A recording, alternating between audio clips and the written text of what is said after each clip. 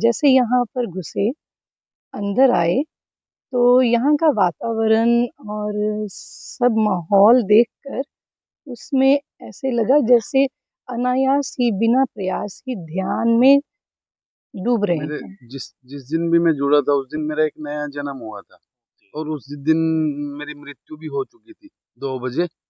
4 बजे 2 घंटे बाद मेरा नया जन्म हुआ था दोबारा से। मृत्यु न, किस प्रकार मृत्यु मृत्यु किस प्रकार हो गई थी? क्या श्वास रुक गया था? क्या हुआ? हाँ जी, श्वास रुक गया डॉक्टरों था। ने डिक्लेयर कर दिया था? डॉक्टरों ने, मैं खुद ही डिक्लेयर कर चुका था कि मुझे पता चल गया था कि मैं जा चुका हूँ और मेरे घर के बाहर भीड़ इकट्ठी हो गई है। मेरे रिश्तेदार आ मैं चुके हैं। ओशो से जुड़ने से पहले जिंदगी में बहुत तनाव से ग्रसित था, जिससे सोचता था कि बस जिंदगी जीना बहुत ये मुश्किल है। और गुरुओं से ओशो किस प्रकार भिन्न है, इसके बारे में मेरी बताएं। शुरुआत होती है ओशो के जगत में। तो जैसे जैसे मैं बुक को पढ़ता हूँ और ओशो में आप सबको मालूम है फिर ओशो कैसे खींचते हैं, तो उसमें रस बढ़ता चला जाता है।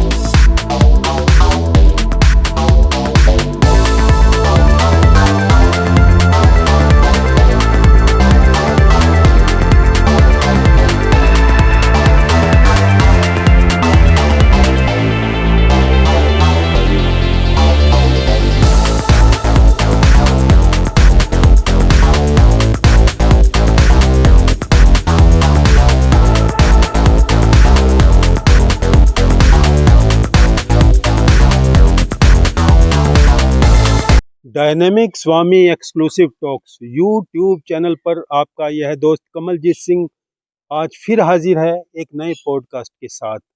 आज हमारी टीम पहुंची है ओशोपुरम पिरामिड कैथल में।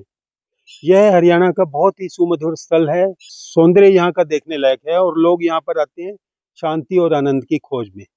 यहाँ पर उपस्थित स्वामी लोगों से बात करते हैं। तो सभी मित्रों को मेरा प्रणाम और मैं स्वामी आनंदेकांत ओशोपुरम पिरामिड कैथल से। स्वामी जी, यहाँ देखने में है कि सभी लोग बड़े शांत आनंदित दिखाई दे रहे हैं, इसके पीछे क्या राज है? आज की सबसे बड़ी समस्या यही है कि हर इंसान लगभग प्रेशर के अंदर है, चाहे वो बच्चा है, चाहे वो यंग है, चाहे वो ओल्ड एज है। तो हम सबको पता है कारण का, और उपाय कहीं मिलते नहीं। तो हम इस जीवन शैली को जी रहे हैं, ये हमें ओशो से मिली है। तो जो भी ओशो को सुनेंगे प्रेम से, दिल से, शांति से, सबसे प्रथम तो उनको वहीं से ये महसूस होगा कि ओशो को सुनने मात्र से उनको शांति मिलने लगती है। और अगर थोड़ा सा प्रयास वो ध्यान के लिए करेंगे, जो कि ओशो ने बहुत सारी विधियां ध्यान की हमें दी हैं, तो ओशो के दुनिया में समस्त ध्यान केंद्रों पे, आश्रमों में ओशो की ध्यान विधियां करवाई जाती हैं। तो बहुत सारी ध्यान विधियां हैं आश्रमों में। हम उन ध्यान विधियों के माध्यम से भी इस चीज को महसूस करते हैं। जैसे जैसे आप ध्यान विधियों को करेंगे, आप खुद उस अनुभव को महसूस करेंगे। तो शांति ओशो को सुनने से, ध्यान विधियों में आने से, ध्यान शिविरों को अटेंड करने से, इस जीवन शैली को अपनाने से आएगी ही आएगी। अगर नहीं आई तो इसका मतलब हमने ना तो ओशो को सुना और ना ही ध्यान किए।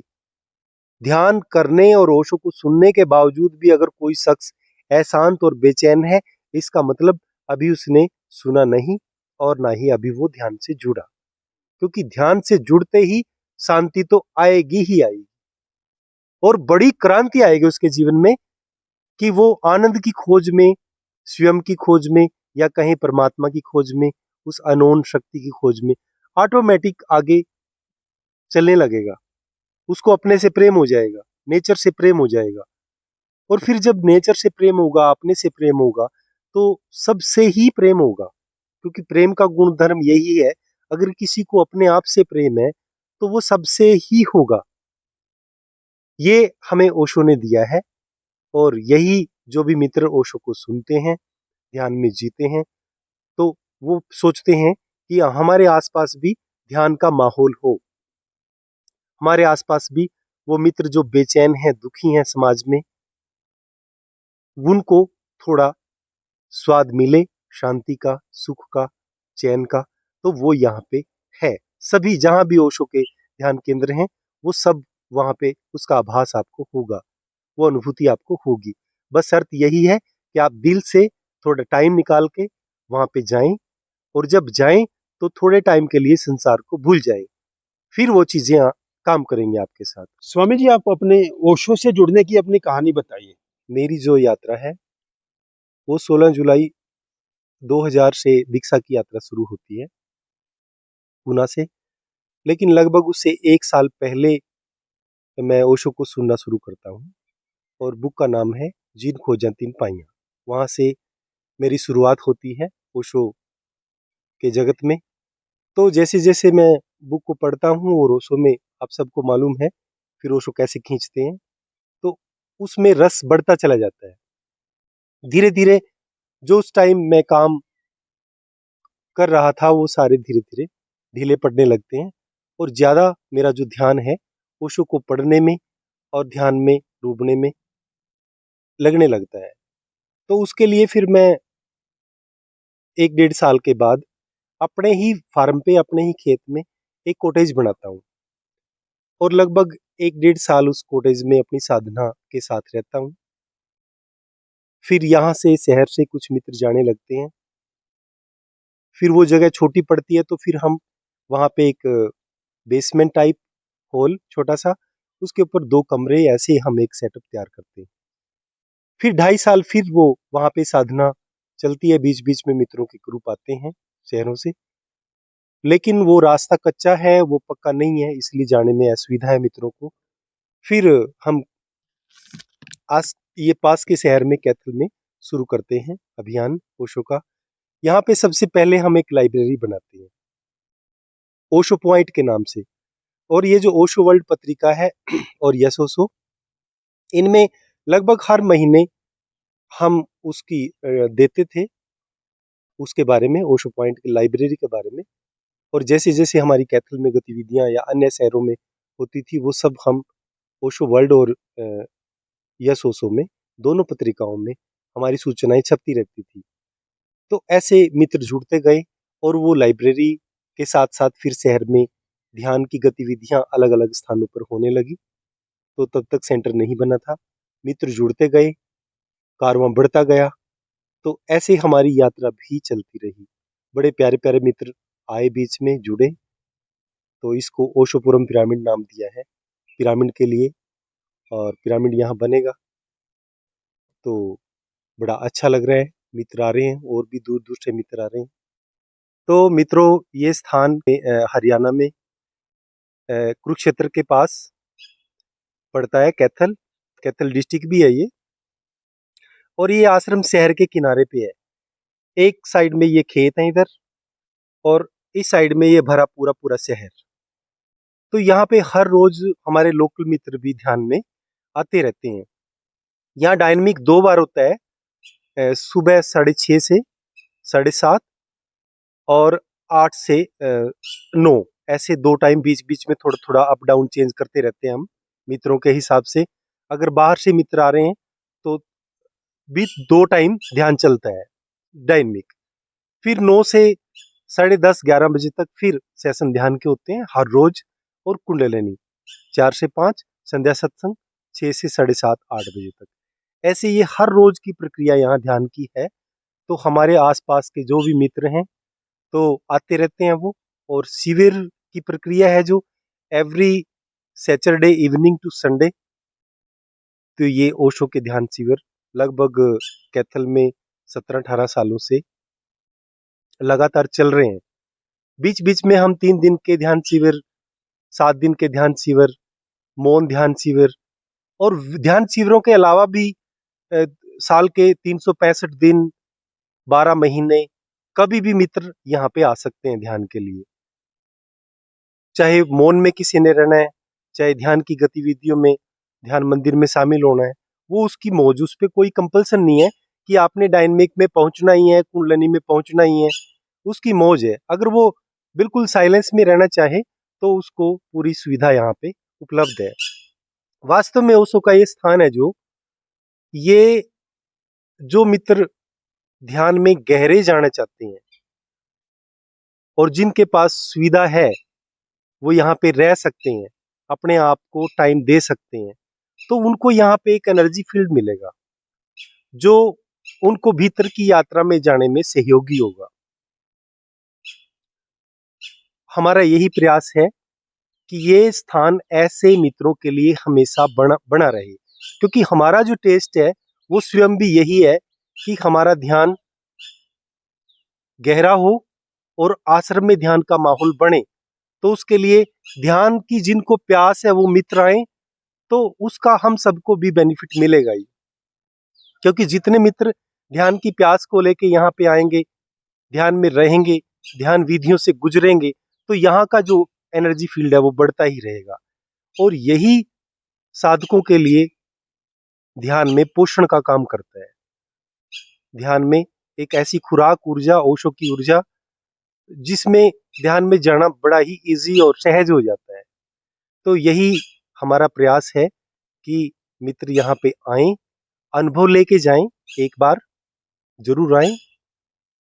और जिनको एक बार उसका स्वाद मिलेगा फिर वो बार बार अपने आप ही आएंगे, उनको कहने की जरूरत नहीं है। लेकिन ये स्थान बना हुआ है, आपके लिए उपलब्ध है, ये मैसेज सबको पहुंच ही जाना चाहिए। तो ये मैसेज हमारे डायनेमिक स्वामी के माध्यम से, इनके चैनल के माध्यम से आप सभी मित्रों तक पहुंच रहा है। और पहले 10 साल पहले स्वामी जी कैथल में आए थे, एक बार हमने इनको बुलाया था। तो अब स्वामी जी माँ के साथ आए हैं, लगभग इनको 1 हफ्ता हो चुका है। आए थे तो ये 2 दिन के लिए, लेकिन माँ को और स्वामी जी को इतना अच्छा लगा तो ये 8-10 दिन का इन्होंने रहने का प्रोग्राम बना लिया। तो अभी अभी एक मित्र ऋषिकेश से भी लगभग 22-23 दिन रह के गए हैं, तो वो भी जल्दी लौटेंगे। तो जो ऐसे मित्र हैं हमारे जिनकी यात्रा ध्यान की है और जो दीक्षित हैं, जो ओशो के प्रेम में हैं, तो उनकी सबसे बड़ी जो नीड रहती है वो रहती है ऐसा स्पेस जहाँ पे फैमिलियर थोड़ा माहौल हो, खाना सुपाच्य हो, भोजन थोड़ा नैसर्गिक हो, जिसमें दवाइयाँ वगैरह ना हो ज़्यादा, यानी कि ऑर्गेनिक भोजन हो। तो हमारे यहाँ वो सुविधा है। हम यहाँ पे ये सब्जियाँ और ये सब उगाते हैं और वही भोजन लगभग जितना भी पॉसिबल हो कोशिश करते हैं कि उसमें से हम यूज़ करें। तो भोजन को लेके, ध्यान को लेके, रहने की सुविधा को लेके अभी पीछे हमने 6 कमरे तैयार किए हैं, अटैच बाथरूम सभी। तो उनमें एक रूम में 2 मित्रों के रहने की व्यवस्था है और सारी सुविधा रूम में जो भी हो सकती है, तो उसको हमने नाम दिया है पिरामिड हाउस, क्योंकि उसके ऊपर बनेगा पिरामिड। तो ओशो ध्यान मंदिर के नाम से यहाँ मेडिटेशन हॉल है, तो उसमें अभी रेगुलर ध्यान की गतिविधियां होती हैं। फिर हम कुछ समय के बाद पिरामिड बनाएंगे, पिरामिड बनेगा तो वो लगभग डबल मित्रों के लिए उपलब्ध होगा। भाई डबल मित्र उसमें इस हॉल से ध्यान कर सकते हैं। तो धीरे धीरे ऐसी व्यवस्थाएं ध्यान की होंगी। ये और गुरुओं से ओशो किस प्रकार भिन्न है, इसके बारे में बताएं आप। ओशो ने हमें एक विराट आकाश दिया है, खुला आकाश, और किसी टाइप की कोई बाउंडेशन बाउंड्री नहीं, चाहे वो धर्मों की हो, गुरुओं की हो, या किसी भी चीज की हो, चाहे अनपढ़ हो, पढ़ा लिखा हो, धनी हो, कम धन वाला हो, कैसा भी व्यक्ति हो, स्वस्थ हो, अस्वस्थ हो, हर किसी के लिए ओशो में रास्ता है। तो इसीलिए ओशो समस्त को स्वीकार करते हैं। ओशो ने कोई बाउंड्री नहीं निकाली, कोई कंडीशन नहीं लगाई, बेशर्त ओशो ने लुटाया है। तो ओशो अपने अनुभव से बोलते हैं। ओशो का जो भी है सब ओशो का अपना है, यानी खुद के अनुभव से उन्होंने इस यानी दुनिया को मौलिक है वो बिल्कुल सारी उनकी। मौलिक है, अपना है। जो उन्होंने महसूस किया, जो उनके पास था, वही उन्होंने बांटा। तो वो जो आनंद है, वो जो शांति है, वो उनकी रियल है। वो किसी किताब, किसी शास्त्र या किसी पुरानी पद्धति से को प्रमोट नहीं करते। वो बिल्कुल नव नूतन आज की जो जरूरत है उसको हमें सरल शब्दों में पेश करते हैं। और इसीलिए बड़ा सबको अच्छा लगता है। इजीली ओशो से लोग जुड़ते हैं क्योंकि सरल बोलने का ढंग इतना आसान है उनका, शब्द इतने सरल हैं और स्पष्टता है हर शब्द में। तो इसलिए लोगों को दिल को छूते हैं। वो बातें आत्मा से निकली हैं तो लोगों की रूह को, लोगों के दिलों को छूती हैं।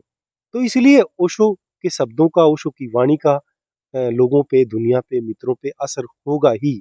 उसे कोई नहीं बच सकता। जो भी थोड़ा सा सुनेगा, टाइम निकालेगा, उसका जीवन बदलेगा। ऐसे आपको यूट्यूब पे हजारों मित्र मिलेंगे जिनका जीवन बदल चुका है। ओशो के नाम पे ऐसे कुछ भी लिखेंगे, चाहे बड़ी सेलिब्रिटीज है, चाहे दुनिया का कोई भी ऐसा व्यक्ति है, तो ऐसे बहुत ढेर सारे आपको मित्र मिलेंगे। तो वहां पे भी आप सर्च कर सकते हैं, पता कर सकते हैं उन लोगों का जीवन कैसा बदला। तो वो वाणी में उनकी असर है क्योंकि वो सच्चाई है, अनुभव है उनका वो।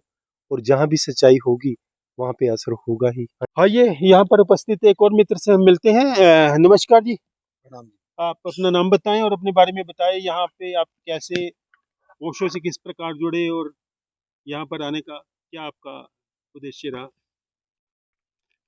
स्वामी जी, मेरा नाम स्वामी ध्यान प्रशांत है हाँ जी, हाँ जी। और आज से 5 वर्ष पहले हाँ जी, हाँ जी। मैं स्वामी जी के पास आया। अच्छा जी। तो ओशो को मेरा ब्रदर है बड़ा, अच्छा जी। वो स्वामी जी के साथ शुरू से जुड़े हुए हैं, अच्छा जी। 14-15 सालों से स्वामी आनंद एक का आनंद जी ओशो के के साथ। साथ। हाँ जी। तो जी, जैसे ही मैं आश्रम में आया तो मैंने एक सदगुरु ओशो की विधि है सक्रिय ध्यान, अच्छा जी। उसको किया और उसको मैंने रूटीन में किया। रूटीन में करने के बाद मुझे सबसे प्यारी विधि लगी वो, और हमने काफी लंबे टाइम तक उसको किया। जैसे जैसे हम उसको करते रहे वैसे वैसे तो हम ओशो में ही हो गए। क्या महसूस किया आपने? क्या अंदर, अपने अंदर क्या आपने बदलाव महसूस किया? हमारे अंदर स्वामी जी, जो सबसे बड़ी बात, मेरा तो स्वास्थ्य था, हाँ जी, हाँ जी। स्वास्थ्य से मैं बिल्कुल फिट हुआ। और उस ध्यान के बाद जो भी मैं मतलब जीने में, मेरा सारा दिन जो दिनचर्या थी मेरी बड़ी फ्रेश, बड़ी ताजगी रहती थी, बड़ा मजा आता था मुझे जीने में। मतलब जो दिनचर्या थी, हाँ, हाँ, जैसे ताजगी, जैसे फ्रेशनेस, हाँ, हाँ, हाँ। वो महसूस होती थी। और उससे बस मेरा जीवन बदल गया। जी, बहुत तो ये सदगुरु की सबसे प्यारी विधि मुझे लगती है। बहुत और मैं बढ़िया। उस फर्स्ट मैंने वहीं से शुरू हुआ था तब स्वामी से जी। आप लगातार यहाँ आ रहे हैं? हाँ जी। हाँ, बहुत सुंदर, बहुत बढ़िया, बहुत सुंदर। आप आइए, यहाँ पर उपस्थित एक और मित्र से बात करते हैं। आप अपने बारे में बताएं, अपना नाम बताएं और क्या आप कार्य करते हैं, और यहाँ ओशो से जुड़ने के बाद आप में क्या बदलाव आया उसके बारे में मेरा नाम स्वामी ध्यान समर्पण है। मैं अपने पुलिस में जॉब करता हूँ। हरियाणा पुलिस। हाँ जी, हरियाणा पुलिस में जॉब करता हूँ। और मैं पुलिस में ड्यूटी करते हुए भी ध्यान करता हूँ, मुझे कोई दिक्कत नहीं आ रही। अपनी ड्यूटी के साथ साथ ध्यान करता हूँ। उसके बाद मैं परिवार को भी समय देता हूँ और परिवार भी मुझसे बहुत खुश है, उसको कोई दिक्कत नहीं आ रही। और परिवार के प्रति जो जिम्मेवारी है उसको भी अच्छे तरीके से निभा रहा हूँ। मैं ओशो से जुड़ने से पहले ज़िंदगी में बहुत तनाव से ग्रसित था, जिससे सोचता था कि बस ज़िंदगी जीना बहुत मुश्किल है। जब से मैं ओशो आश्रम से जुड़ा हूँ, तो मैं अब ज़िंदगी खेल-खेल में जी रहा हूँ। उस परमात्मा के दिए हुए अपने 24 घंटों में से ही कुछ घंटे ध्यान के लिए देता हूँ और अपनी ज़िंदगी को हँसी खुशी से जीता हूँ। आइए एक और मित्र से बात करते हैं। ये मैं प्रिय मित्र अपना नाम बताएंगे और बताएंगे आप, जैसे सभी मित्रों ने बोला कि ध्यान करते हैं, क्या उसके बारे में डिटेल में आप बताएं। नमस्कार जी, मेरा नाम स्वामी ध्यान चेतन है। मेरे को यहाँ जुड़े हुए 4 साल हो गए हैं ओशो आश्रम में। मेरे जिस जिस दिन भी मैं जुड़ा था उस दिन मेरा एक नया जन्म हुआ था और उस दिन मेरी मृत्यु भी हो चुकी थी 2 बजे। 4 बजे 2 घंटे बाद मेरा नया जन्म हुआ था दोबारा से। मृत्यु मैं किस प्रकार मृत्यु मृत्यु किस प्रकार हो गई थी? क्या श्वास रुक गया था? क्या हुआ? हाँ जी, श्वास रुक गया था। डॉक्टरों ने डिक्लेयर कर दिया था? डॉक्टरों ने, मैं खुद ही डिक्लेयर कर चुका था कि मुझे पता चल गया था कि मैं जा चुका हूँ और मेरे घर के बाहर भीड़ इकट्ठी हो गई है, मेरे रिश्तेदार आ चुके हैं। अच्छा। पूरा मेरे को अच्छे से याद है ये बात। और फिर 4 बजे मैं उठा अचानक और मैंने पाया भी ऐसा कि आए भी हुए थे काफी लोग। भाई ऐसा लगा मुझे भी पक्का ऐसा हो गया था।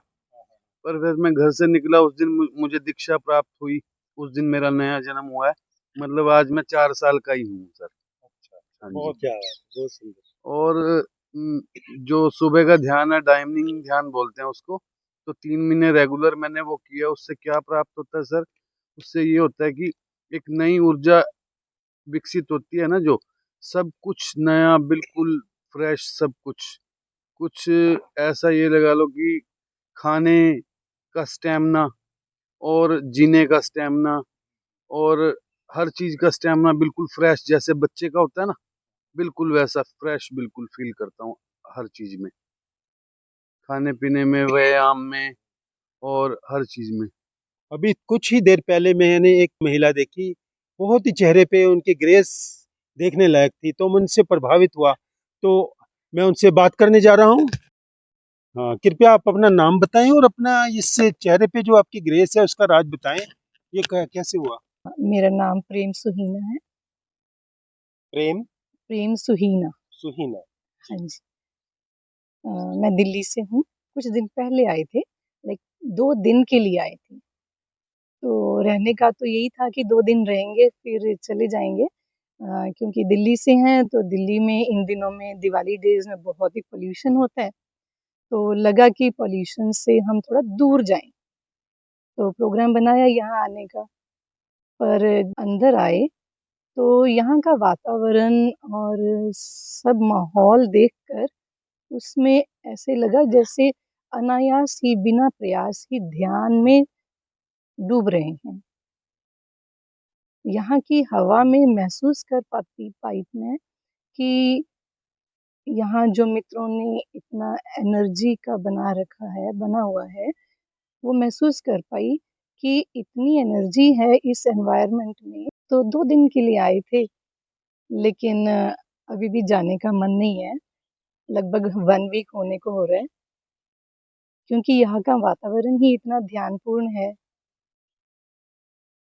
फिज़िकली भी इतनी हेल्दी नहीं थी, हेल्थ अच्छी नहीं फ़ील कर रही थी, बट आके फिर भी ध्यान में एनर्जी इतनी पता नहीं कहाँ से आई, कैसे हुआ, मैं खुद हैरान हूँ कि डायनामिक भी हो कर लेते हैं, कुंडलिनी भी कर लेते हैं, बीच में स्वामी जी भी ध्यान कराते हैं। शायद यहाँ पर जो रेगुलर ध्यान होता है और स्वामी जी, उनकी एनर्जी भी, उनका ध्यान भी यहाँ के एनवायरनमेंट में सब घुला-मिला है। माँ प्रेम गरिमा है यहाँ पर, इतनी सरल, इतनी प्रेमपूर्ण है, यूँ लगता ही नहीं कि हम कहीं और रुकने आए हैं। अपना ही घर-सा महसूस होता है। बिल्कुल भी पता नहीं चला कि कैसे हमारे 6-7 दिन निकल गए हैं। ऐसा ही लगा कि हम अपने ही घर में हैं और ओशो के संग हैं। आपको भी अगर अपनी दौड़ भरी ज़िंदगी में कभी ऐसा लगे कि मी टाइम जिसे हम कहते हैं, मेरा समय, अपने लिए समय, है ना? अपने लिए समय निकालना चाहें, अपनी ग्रोथ के लिए, इनर ग्रोथ के लिए, तो ये जगह मैं कहूँगी कि बहुत ही प्यारी जगह है विज़िट करने के लिए। एक बार विज़िट करेंगे तो यहीं के ही हो जाएंगे। प्रेम सुहिना जी, जैसे कि आप और ध्यान केंद्रों में भी काफ़ी सालों से जा रही हैं, तो यहाँ कुछ खास आपको डिफरेंस महसूस हुआ, उसके बारे में बताएं। हाँ जी, बहुत सारे शिविर ज्वाइन करे मैंने, अटेंड किए ओशो के।